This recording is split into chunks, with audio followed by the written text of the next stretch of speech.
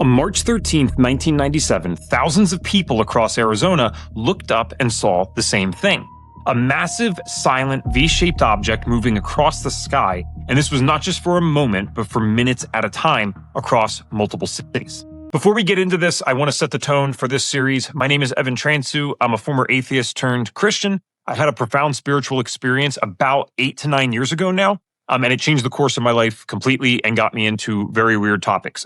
I did not believe a dang thing at one point in my life. No conspiracies, no form of spirituality, and certainly not UFOs and odd beings. I'm also someone who is extremely data-driven, so getting into weird topics in addition to what you could call conspiracies and trying to prove them to people publicly is genuinely one of the toughest challenges I've ever taken on. Not something I thought I'd be doing with my life. So before this channel flies completely off the deep end, I'm doing this intro series where I'm walking you guys through some of the strangest and well-documented events that I came across that changed my mind on stuff with only one goal in mind.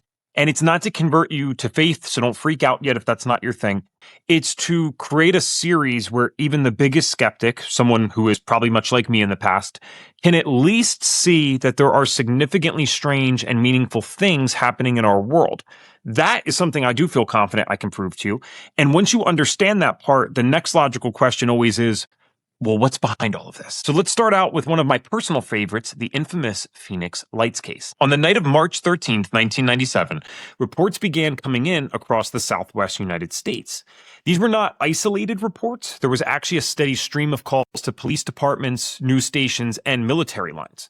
People described a formation of lights moving slowly across the sky, stretching an estimated 300 miles all the way from Nevada through Arizona. And this was not over in seconds. Many witnesses watched it pass overhead for 2, 3, or even 5 minutes, which is something we don't typically get with UFO reports and why I consider it personally a standout case. Around 7:30 p.m. near Henderson, Nevada, the first major cluster of sightings began. A large triangular or V-shaped formation of lights were moving southeast. Within minutes, similar reports came from Prescott, Arizona, and then from multiple towns along the same path. Witnesses all consistently described the same few things. Something enormous that was moving slowly and that was completely silent. And in many cases, they didn't just see lights, they actually described a dark shape behind them, something large enough to block out the stars as it passed overhead. This is where the event becomes impossible to dismiss for me. The same object or formation, whatever you want to call it, was reported by drivers on highways, families in their backyards, pilots in the air, and police officers that were on duty across an entire region. And the description stayed consistent. You know, it wasn't just something that was seen, but also how it moved, how long it lasted, and how large it appeared. So by around 8:30 p.m., so a full hour later, it reaches Phoenix, Arizona.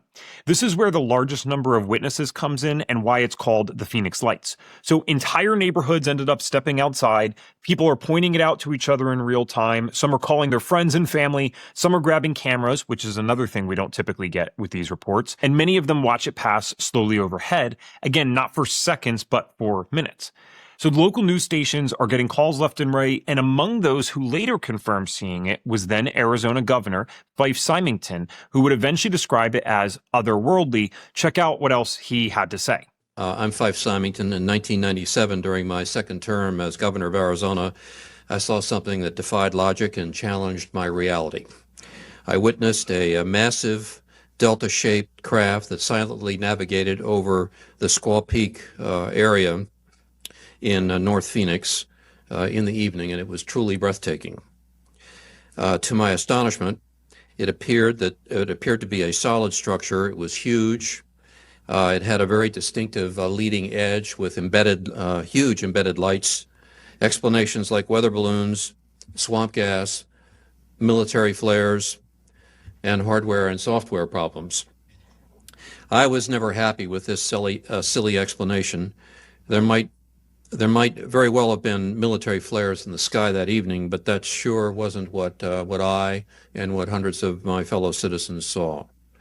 Well, I now know that I'm not alone in witnessing something extraordinary. That's the bottom line. There are many high-ranking military, aviation, and government officials, many of whom are here today, who share my concerns. Some of them have truly exceptional stories to tell. Later that night, around 10 p.m., a second set of lights appear, stationary, hovering over the Estrella Mountains. These lights are widely photographed, so you can see them online, but they behave differently. They don't really travel, they just kind of slowly fade out. And again, importantly, something you don't want to miss here, they appeared hours after the earlier sightings. The U.S. military later explains the 10 p.m. lights as flares dropped during a training exercise. And in theory, that's an explanation that fits what's seen in the second event. At least it fits well enough that if you're a hardcore skeptic like I once was, it's a reasonable enough conclusion that you can't easily argue it. I think it might be true. But it does not explain what happened earlier, where there was a large moving formation that was tracked across multiple cities over an extended period of time. That part has never been fully accounted for, and this was now 30 years ago. This is because the earlier events don't really match the typical explanations, right? Flares don't travel hundreds of miles in formation, clearly.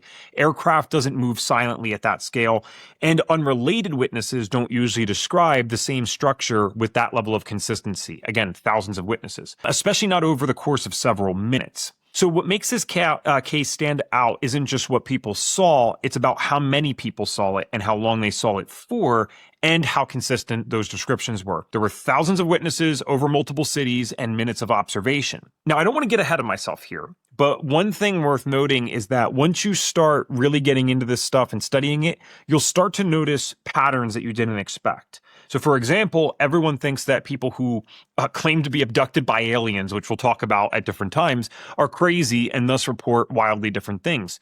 In reality, I'd say at least 85% of the hundreds of cases I've read, they report highly specific, but almost conceptually identical incidents. Very weird stuff.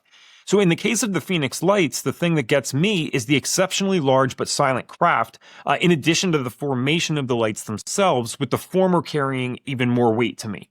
I'm not saying that this hasn't happened, but in the 8 to 9 years that I've spent way too much time studying this stuff, I have never once heard of the craft that people claim to see making a sound, with the exceptions of a metallic crashing sound and or an electrical humming sound. Now, if my memory's correct though, I don't think I've ever heard or read about those sounds happening in cases where the person didn't also claim to have been abducted. So if we're talking strictly about someone seeing craft overhead, it's always been the same thing. At least that's what I've read. It's silent despite being massive in size. So I encourage you guys, and especially the skeptics out there, to familiarize yourself with this case and look at the interviews, watch the videos. But before you do that, I'll leave you with some of my closing thoughts. And these are thoughts and questions you'll hear me discuss regularly on the show. They're very fun in my opinion.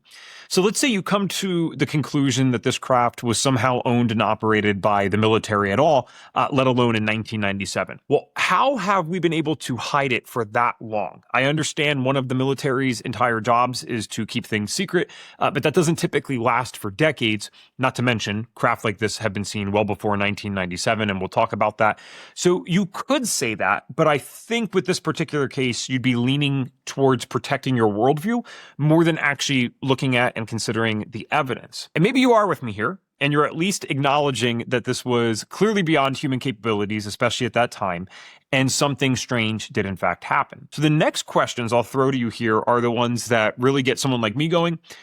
Where do the orders come from that tell the spokespeople for the military to claim 3 hours of sightings are somehow explained by flares that apparently never fell from the sky, except at the very end? Who gives the first order? And does the person who gives the first order know what is going on, or are they just as helpless as you and I? I could understand them doing it for reasons of trying to keep people calm, but I'd love to know the real answers to those questions because I sometimes feel like people know what's happening. And finally, regardless of whether or not the higher-ups in the government and military know what these things are, I want to know what they are. What are they? Who or what is operating them? What do they want? Why did they choose to show themselves for that specific amount of time on that specific date in that specific location when it seems like the technology that they have is superior enough that they can stay in hiding at all times? Are malfunctions possible? Is it intentional to see how we react? Did we give them the reaction that they wanted? If so. And these questions are unfortunately why I think so many people dismiss these topics. It can be mentally exhausting if you're not a hyper-curious person. However, I have found most skeptical individuals to be really solid thinkers. They want proof of something. They want to ask the questions. So I'd hope you'd understand that the reason I leave you with all of these questions today is not to overwhelm you, but to actually show you how interesting this topic is to play with, intellectually speaking. And that applies to almost every video we'll ever do on this channel, especially in this series. So if you are even remotely intrigued and you want to follow along, make sure to subscribe. And if you're watching this in the future, there will be a playlist section on our channel where you can see our intro series and start from the beginning. Last thing worth noting is that I've seen some channels like this get taken down randomly, and others seem to blow up. It's above my pay grade to know why some get that treatment and others don't. What I do know is that I don't own YouTube or any of other platform where you may be watching this. So if you want to stay connected, join our email list in the description below. This just ensures that no matter what happens to me and to the channel, I can let you know where I'll be at all times. So thanks so much, and I'll see you next time where we'll be discussing another UFO case all the way back from 1989 in Europe, where the military even attempted to intercept and, of course, failed. For we wrestle not against flesh and blood, but against principalities, against powers, against the rulers of the darkness of this world, against spiritual wickedness in high places.